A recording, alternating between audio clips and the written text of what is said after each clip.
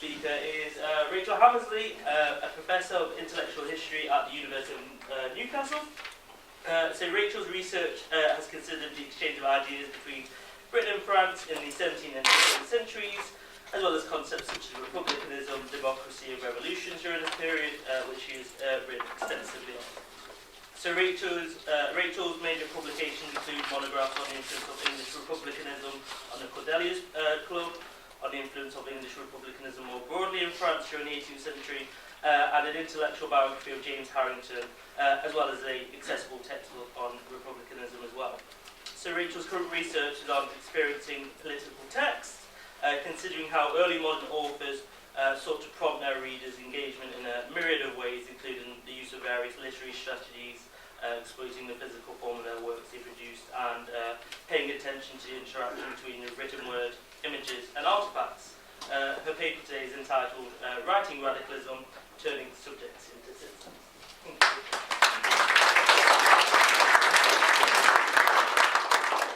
Thank you very much, Waseem and John, for the invitation to speak here today. And also thank you to Anne. I was slightly worried about the fit of this paper, but as I was listening to Anne, and particularly the references to Hill's quote on the significance of the England born in 1649, I felt that helped to make the connection that I was hoping to make in my paper. So hopefully that will work. Have you got the presentation? Yes, of course, yes. The first is just the title page, so I'll start on it. It won't really matter. I need it a little bit later on. The death of Queen Elizabeth II on the 8th of September and the pageantry that followed reminded those of us living in the UK of our status as subjects of the Crown. We found ourselves thrust into a period of compulsory mourning, during which retail companies competed in their obsequious fawning, and Vox Pops on the BBC praised Queen Elizabeth for her abject public service. It would seem that the establishment of a republic in the UK would require more than just regime change.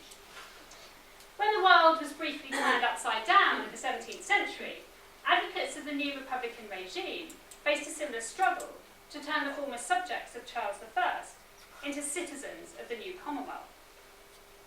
Sean Kelsey's work explored this from the perspective of the replacement of regal iconography with symbols appropriate to a republican regime, such as the new seal of the Commonwealth. But the harder task was to make active citizens out of passive subjects. This paper will examine the ways in which Republican authors sought to do this, in light of the experiencing political texts work that Waseem's just mentioned. In looking at this, a particular interest of mine is how Republican authors use the form as well as the content of their works to cultivate in their readers the attitudes required of active citizens. So I'm very briefly going to showcase this here. I'm going to start by discussing James Harrington's concern with informed consent and his attempt not just to assert, but to embody this within his work. And I'll then turn to the ways in which Henry Neville and Algernon Sidney sought to encourage popular vigilance as a means of preserving republican principles and perhaps even provoking a return to republican government after the Restoration. So James Harrington has generally been presented as an aristocratic republican, largely on account of his identification of a natural aristocracy, which had an important role to play within his political system. Yet a more careful consideration of Harrington's Senate and its role reveals that it was not simply a means of securing aristocratic power. In the first place, this was not an aristocracy in the traditional sense. As Harrington explained, the members of the natural aristocracy did not owe their position to the greatness of their estates only, but by election for their excellent parts. Secondly, the Senate could only function effectively in conjunction with the popular assembly, which would vote to accept or reject the Senate's proposals, so that the laws would be passed by the authority of the fathers and the power of the people. Indeed, the idea was that the popular vote would serve to keep the self-interest of senators in check. Popular consent, then, was fundamental to Harrington's theory. Facilitating this informed consent by the populace required two things. First, that the citizens understood the political system and their role within it, and secondly, that there were robust mechanisms through which they could express their views. Harrington recognised that securing understanding was tricky, and that it was difficult to convince people of the value of a new political system. As he acknowledged, the many, through diversity of opinions, want of reach into the principles of government, and unacquaintance with the good that may by these means be acquired, are never to be agreed in the introduction of a new form. But, upon introduction of a new form, coming once to feel the good and taste the sweet of it, will never agree to abandon it. The trick, then, was to provide the people with an opportunity to try out a constitution in the way that they might try on a new set of clothes. This could be done, Harrington believed, by engaging their imagination. In Oceana, Harrington deployed various techniques to encourage readers to experience his constitution vicariously. For example, he offered a factual account of English history up until April 1653, but then switched from history to fiction, from what had actually happened to what could have happened if Cromwell had made different choices following the dissolution of the Rump. The implementation of the new constitutional model is depicted using rich descriptive passages that both draw on familiar settings, such as the local parish church, and appeal to the senses, encouraging the reader to reconstruct events such as the parish elections in their own minds. Similarly, the constitutional orders are interspersed with fictional speeches that anticipate concerns readers might have regarding the model, and they also appeal, in being speeches, to their auditory sense. And the reason I've got the PowerPoint is to show the image that's up there on the, no, sorry, back again, on the right-hand side. Because in addition, in the original 1656 edition of Harrington's Oceana, the constitutional orders are themselves depicted in black type, that was still used generally for proclamations at this time, thereby, I think, reinforcing that notion that this constitution had been implemented, or giving that sense that it had been implemented. At the same time, Harrington's constitutional model incorporates various opportunities for the citizens of Oceana to voice their views. The size of the state means that the system has to be representative, but care is taken over the electoral process. Both the election of representatives and voting within the popular assembly are conducted by a secret ballot to diminish the impact of bribery or peer pressure.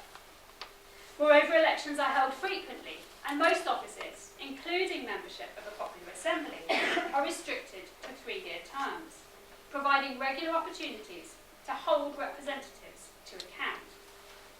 In addition, any citizen can propose ideas for new laws to the Academy of Provosts.